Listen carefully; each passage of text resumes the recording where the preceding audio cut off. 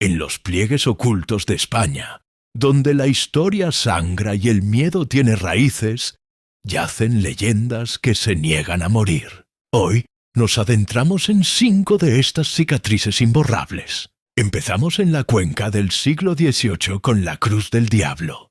El arrogante Diego se encontró con Diana. Su belleza era de otro mundo, pero su piel era fría como la piedra de una tumba. En la noche de difuntos, ella le mostró su verdadero rostro, y el diablo le reclamó su alma.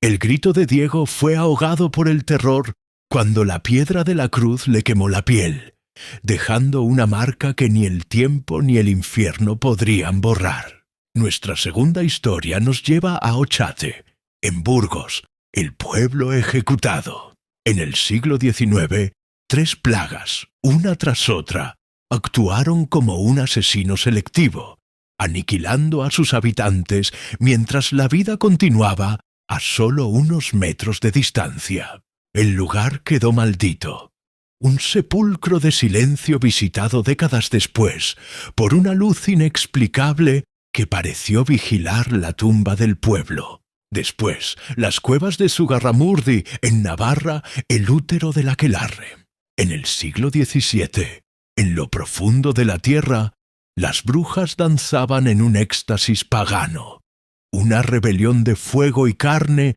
contra un dios que no reconocían. Pero la luz de la hoguera atrajo la sombra de la Inquisición. Sus ritos fueron llamados herejía, su libertad, satanismo. El eco de sus cantos fue sustituido por el grito de las condenadas. Luego, el Hospital del Tórax en Terrassa. Este edificio no es un lugar, es un pulmón de piedra que todavía respira dolor. Fue la antesala de la muerte para miles de tuberculosos, un laberinto de soledad donde el suicidio era la única puerta de salida. Las sombras que se deslizan por sus pasillos son la memoria del sufrimiento, atrapada en un bucle sin fin de toses y lamentos. Finalmente la Musara, en Tarragona, el pueblo que te borra. Aquí, el peligro no es lo que ves, sino lo que dejas de ver. La niebla sube silenciosa y rápida, como una marea blanca que anula la realidad. Un paso en falso, y el mundo que conocías deja de existir. No te pierdes, eres eliminado, dejando solo el eco imposible de una campana en la nada. 5 historias, 5 lugares donde el velo entre mundos es tan fino, que a veces algo del otro lado te devuelve la mirada. Madrid esconde leyendas oscuras.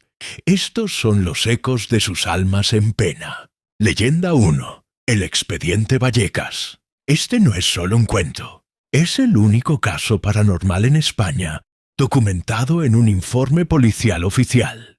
Tras la muerte de Estefanía Gutiérrez Lázaro, después de una sesión de Ouija, el terror se apoderó de su casa.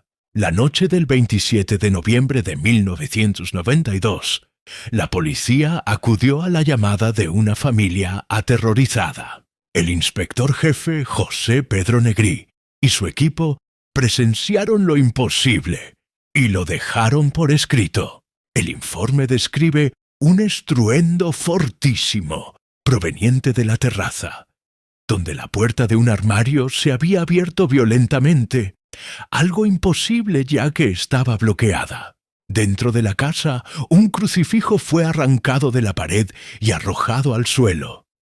Al recogerlo, los agentes descubrieron 3 marcas de arañazos en la madera. Lo más impactante ocurrió cuando una foto enmarcada de Estefanía se incendió espontáneamente desde el centro, sin fuente de calor, mientras un policía la sostenía. El informe concluye con el testimonio de los agentes, que sintieron un frío helador y vieron una silueta oscura y sin rostro acechando en un pasillo. 2. El Museo Reina Sofía. Antes de ser museo, fue el Hospital General. Las almas de los que allí murieron siguen atrapadas. Vigilantes hablan de ascensores que se activan solos y de la figura de un monje, Ataulfo, que se pasea por los pasillos. 3. La Casa de las 7 Chimeneas. Elena, supuesta amante de Felipe II, fue encontrada muerta. Su cuerpo y la daga que la mató desaparecieron. Se dice que su fantasma se pasea por el tejado, señalando al alcázar, como si culpara al rey. 4. La iglesia de San Ginés. En 1353, un anciano fue asesinado mientras rezaba. Días después, su espectro decapitado apareció en misa y señaló directamente a sus asesinos, que confesaron al instante. 5. La estación de Chamberí. Congelada en el tiempo desde 1966, es el hogar de Manuel, un capataz que murió en su construcción. Su sombra aún espera en los andenes un tren que nunca volverá. 6. Calle Antonio Grillo, número 3. El 1 de mayo de 1945, el sastre Manuel Pérez mató a su familia y se suicidó. En 1962, otro asesinato en el mismo piso. La casa está marcada por la tragedia. 7. Las voces de la noche. Los vigilantes son los testigos. Ves una sombra, vas a ver y no hay nadie. En Madrid, los fantasmas se resisten a ser olvidados. En el Museo Provincial de Valladolid se encuentra el Sillón del Diablo, que pese a tener una apariencia bastante normal, es el objeto de una leyenda oscura que ha quitado el sueño a más de uno. La leyenda dice que las personas que se sientan en él pueden perder la vida. De ahí que en algunos momentos de su historia, este sillón haya sido escondido para que nadie cometiera el error de querer descansar en él. En el siglo XVI, la Inquisición detuvo al médico Andrés de Proaza por un asesinato y porque decían que había hecho un pacto con el diablo. La desaparición de un niño de 9 años cerca de su vivienda es lo que produjo su detención por parte de las autoridades. Estas encontraron al niño muerto en el sótano de la casa de Proaza. Al parecer, le había practicado la autopsia en vida. El médico confesó que había asesinado al niño, pero dijo que no tenía ningún pacto sobre el diablo. Sin embargo, explicó que cuando se sentaba en el sillón para redactar la autopsia, entraba en trance y percibía fenómenos paranormales. Solo así podía adquirir el conocimiento que buscaba. Dijo que la había recibido como parte de un regalo de un nigromante en 1527.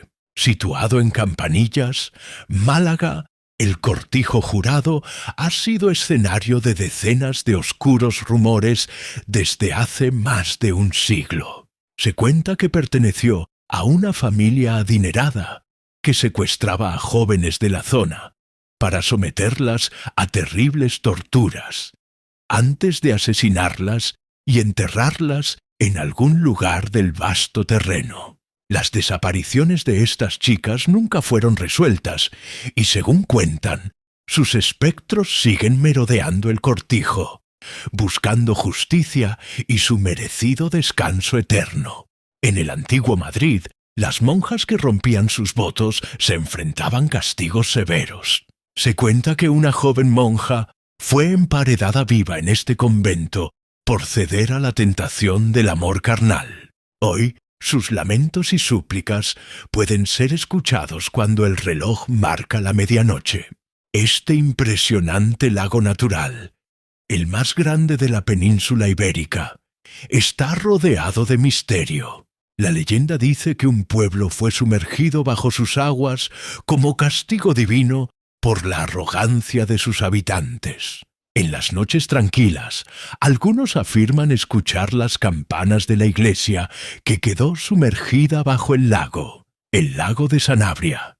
Este profundo lago rodeado de acantilados y bosques frondosos es un lugar envuelto en leyendas. Se dice que la laguna no tiene fondo y que está conectada con el inframundo. Según los relatos locales, criaturas fantasmales emergen de las aguas durante la noche, y aquellos que se acercan demasiado corren el riesgo de ser arrastrados hacia las profundidades para no regresar jamás. La Laguna Negra. En este extenso parque natural de la Sierra de Cazorla, Conocido por su riqueza en flora y fauna, se esconden también leyendas oscuras. Una de las más inquietantes es la de la Tragantía, una princesa convertida en serpiente por una maldición, que según la leyenda aparece cada noche de San Juan, buscando venganza y devorando a aquellos que se atreven a entrar en su territorio. Desde las montañas de Asturias y León se cuenta que un ser controla el tiempo. Un proverbio local advierte: cuando el cielo está de lana, si no llueve hoy, lloverá mañana. Hablamos del nubero, un hombre sombrío y de aspecto rudo, que viaja sobre las nubes, desatando granizo y tormentas sobre las cosechas por puro capricho. Si oyes truenos a lo lejos, quizá no sea solo el clima.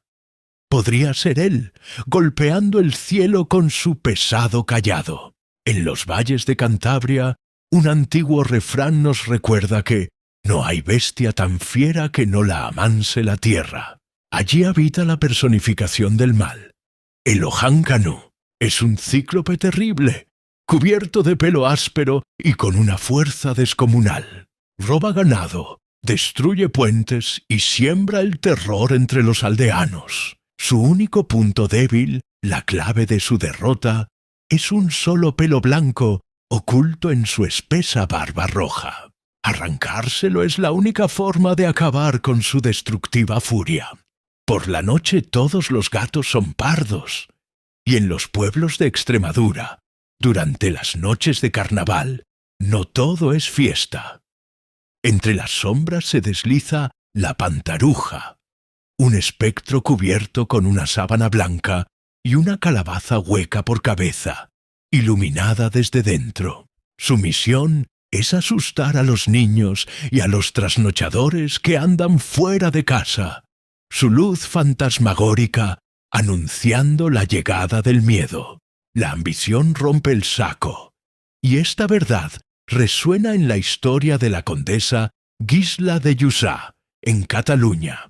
Fue tan cruel y autoritaria en vida que su alma fue condenada a vagar eternamente. Cuentan que su fantasma aún recorre las ruinas de su castillo, imponiendo un silencio aterrador. No perdona a quien se atreve a invadir sus dominios. En los bosques de Cantabria, donde no es oro todo lo que reluce, no solo habitan las anjanas bondadosas, existe su opuesto oscuro, la ojáncana, un monstruo de un solo ojo y dientes podridos, que se lleva a los niños que se adentran solos en el bosque. Los engaña con una voz dulce para después devorarlos o abandonarlos a su suerte en la espesura. Finalmente, en Andalucía, se decía que el hambre saca al lobo del monte. De las marismas y campos surgía una bestia llamada la tarasca, un monstruo con cuerpo de dragón y caparazón de tortuga. Despertaba de su letargo con un hambre insaciable, devorando ganado y arrastrando a las doncellas hasta su guarida. Su sola presencia era un augurio de destrucción y muerte. Toledo, ciudad de ecos y leyendas, donde cada piedra susurra un secreto. Hoy narramos 4 de sus historias más inolvidables. La primera es La Ajorca de Oro. Cuenta la historia de María Antúnez, una mujer tan caprichosa que se obsesionó con la ajorca de oro que lucía la Virgen del Sagrario en la catedral. Su enamorado, don Pedro, para complacerla, se adentró en la oscuridad del templo. Lleno de pavor, subió hasta la imagen y le arrebató la joya. Pero al girarse, el horror lo paralizó. Las estatuas habían cobrado vida, y los esqueletos de las tumbas se alzaban para castigar su sacrilegio. A la mañana siguiente lo encontraron en el suelo, completamente loco, gritando «¡Suya es!», mientras aferraba el brazalete.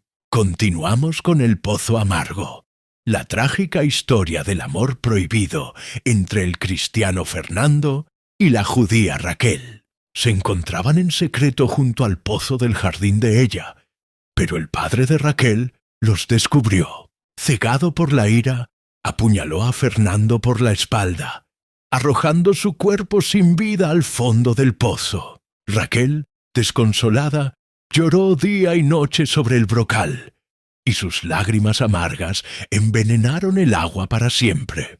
Una noche, creyendo oír la voz de su amado llamándola desde las profundidades, se arrojó al pozo para unirse a él en la muerte. La tercera leyenda es el Cristo de las Cuchilladas.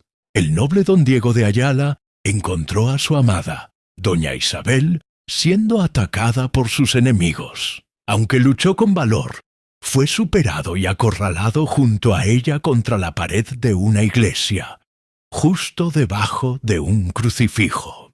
Desesperado, don Diego imploró ayuda al Cristo. De forma milagrosa, la pared de piedra se abrió, protegiéndolos en su interior y volviéndose a cerrar ante la mirada atónita de sus perseguidores. Finalmente, el Cristo de la Calavera. Dos nobles caballeros, don Lope y don Alonso, se batían en duelo a muerte por el amor de doña Inés. Eligieron una plaza iluminada por un farol que alumbraba a un Cristo. Pero cada vez que sus aceros chocaban, la luz se extinguía, forzándolos a detenerse. Al comprender que era una señal divina, una voz les anunció que doña Inés, cansada de su rivalidad, ingresaría en un convento. Entendiendo la inutilidad de su lucha, los dos rivales se reconciliaron. La Encorujá es una figura aterradora de la mitología de Extremadura. Sobre su origen las leyendas susurran historias trágicas. Algunos dicen que fue una joven maldita por un amor prohibido, condenada a vagar como un ser marchito. Otros cuentan que, en su desesperación, hizo un pacto con antiguos demonios del bosque a cambio de poder, lo que le otorgó sus habilidades, pero corrompió su alma para siempre. Desde entonces se esconde en los valles de las Hurdes. Puede transformarse en puntos de luz para colarse en las casas, robar niños o golpear el pecho de los durmientes, provocando terribles pesadillas. Despertar es una lucha, y para cuando abres los ojos, ella ya ha desaparecido. Para protegerse, en la noche de San Juan, los lugareños encienden grandes hogueras, usando el fuego y antiguos conjuros para ahuyentarla. Según cuenta la leyenda, en la Presa de las Niñas, en Canarias, había una vieja cabaña donde vivía un hombre borracho y su hija Casandra de 14 años, a la que maltrataba. Pero ese maltrato terminó cuando llegó un chico de las afueras y enamoró a la niña. El padre descubrió lo que pasaba y una noche de lluvia mató a los dos. A él, dicen, lo ahorcó, aprovechando que lo había dejado inconsciente con una cadena, y a ella la violó en la propia presa mientras la ahogaba. Se dice que muchas noches de verano se escuchan la risa de los jóvenes, y las noches cercanas a la fecha de esa fatídica noche se escuchan las cadenas con las que el viejo mató al joven. En Cantabria vive el ojáncano, un ser de la mitología cántabra, malvado, violento y salvaje. Representación del mal, es una criatura que habita en las profundidades de los barrancos y las cuevas de los montes. Tiene el aspecto de un gigante, tan alto como un árbol, con manos y pies enormes y unas garras mortíferas. A veces se transforma en mendigo para pedir cobijo en las casas y mientras todos duermen, matar a las vacas y ovejas. Otras veces se transforma en árbol para, al pasar un carro de bueyes, derrumbarse sobre él. También es conocido por raptar a las pastoras jóvenes que cuidan los rebaños en los montes. El sanatorio de la Alfaguara fue un centro antituberculoso en la Sierra de la Alfaguara, Granada. Tras la muerte de su hija, su fundadora, Berta Vigelmi, se suicidó. Desde entonces el lugar está abandonado y se ha convertido en foco de sucesos extraños. Se cuenta que si aparcas el coche frente al edificio, al volver puede haber girado 180 grados. Hay quien ha acampado cerca y ha encontrado sus tiendas rajadas. También se habla de voces, psicofonías, o que el cielo se oscurece de repente sobre el sanatorio. La Dama de Blanco es una leyenda de Granada, vinculada al Museo Arqueológico. Se dice que es el espíritu de Elvira, hija del primer dueño de la casa. Su padre sobreprotector la encerró en su habitación para evitar que viera a su amado Alfonso. Un paje les ayudaba a comunicarse, pero el padre lo descubrió y lo ahorcó en el balcón, que desde entonces está tapiado. Al ver la escena, Elvira se suicidó con veneno. Se dice que su fantasma aún vaga por el museo, con una vela, llorando y buscando a su amado. Los trabajadores afirman haber oído susurros y llantos en los pasillos.